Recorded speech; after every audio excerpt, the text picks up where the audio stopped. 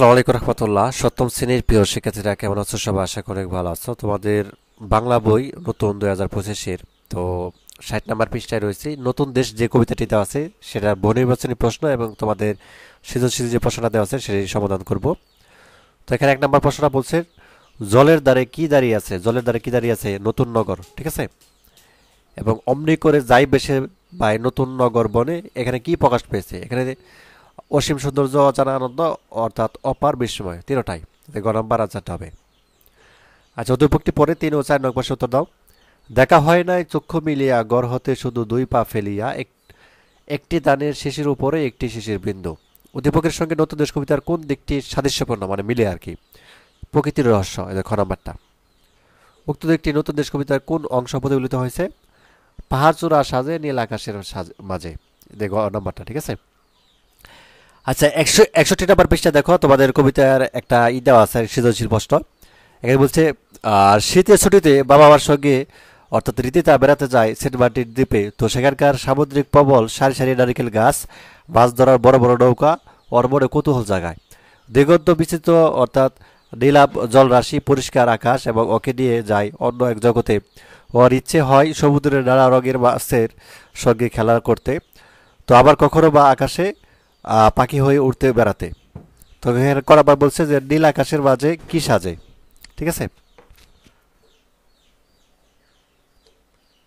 তো এখানে নীল আকাশের মাঝে পাহাড় চূড়া সাজে, ঠিক আছে। এটা কবিতার লাইনই দেওয়া আছে, নীল আকাশের মাঝে পাহাড় চূড়া সাজে। খরাবারটা যে থাকি গড়ের করে বলতে কি বোঝানো হয়েছে?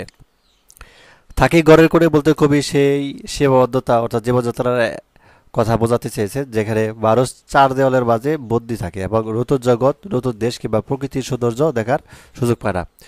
তো এটি শিশু মনোভাবেরও প্রকাশ, যেখানে শিশুদের মনে অজানা প্রকৃতির কৌতূহল থাকে।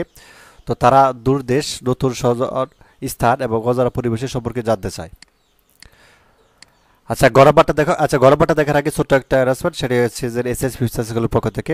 তো যারা এখনো অ্যাডমিশন নেওনি এসএস ফিউচার স্কুলে 2025 সালে, তারা কিন্তু নিতে পারো। ভিডিওটির ডিসক্রিপশনে দেখো, লিঙ্কটা দেওয়া আছে। এখানে প্রবেশ করার পর সরাসরি এখানে চলে আসবা, ক্লাস 7 এখানে ক্লিক করতে পারো। তো এখানে ক্লিক করার পর এখানে একটা ডেমো ভিডিও রয়েছে, এটা দেখে নিতে পারো। এবং এখানে ক্লাস 7-এর সকল শিক্ষকদের তালিকা এখানে দেখতে পাবা, কে কি বিষয়ে তোমাদের ক্লাসগুলো নেবে। শুধু তাই নয়, তারা কে কোন তাদের যে পরিচয়পত্র, কে কোথায় পড়তেছে, ঠিক আছে, কোন ইউনিভার্সিটি পড়তেছে, তাদের পরিচয়পত্র এখানে দেখতে পাবা। এবং একই সাথে কোর্সের সিলেবাস এখান থেকে ডাউনলোড করতে পারবা। আর কি কি সাবজেক্ট পড়ানো হবে এখানে কিন্তু দেওয়া আছে। ভর্তি হওয়া লেখা আছে, এখানে ক্লিক করতে পারো। দেওয়ার হচ্ছে ফোন নাম্বারটা দেখবা, ফোন নাম্বারটা দেওয়ার পর ওটিপি থেকে যাবা। ওই ফোন নাম্বারটাই দেখবা 6 সংখ্যার ওটিপি যাবে, ওটি বসে তথ্য দিয়ে এখানে ভর্তি হয়ে যাবা। আচ্ছা, গণমানে বলছে হৃদিতার সেন্ট মার্টিন দেখা দৃশ্য নতুন দেশ কবিতার বিচিত্র কোন দিকটি প্রতিফলিত হয়েছে ব্যাখ্যা করো।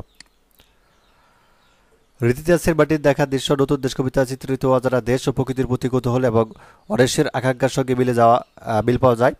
কবিতায় কবি দূরদেশ ভেসে যাওয়া নৌকার দিকে তাকিয়ে পাবেন। তো সেখানকার কেমনে মানুষ থাকে বা তারা কেমন পোশাক পরে, কিভাবে জীবনযাপন করে। কবি নতুন দেশ, অজানা প্রকৃতি, পাহাড় পর্বত, বন জঙ্গল, সাগরের উপর সৌন্দর্য সম্পর্কে জানার আকাঙ্ক্ষা প্রকাশ করেন। করাপাটা দেখো, উদ্দীপকটি যেন নতুন দেশ কবিতার মূল ভাবকে ধারণ করে আছে। উক্তিটি যথার্থ বলাই করো।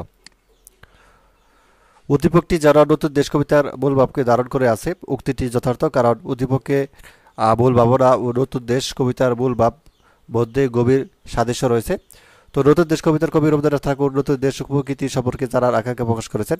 তিনি দূর দেশের অপরিচিত মানুষ, নতুন বন জঙ্গল, পাহাড় পর্বত, সমুদ্র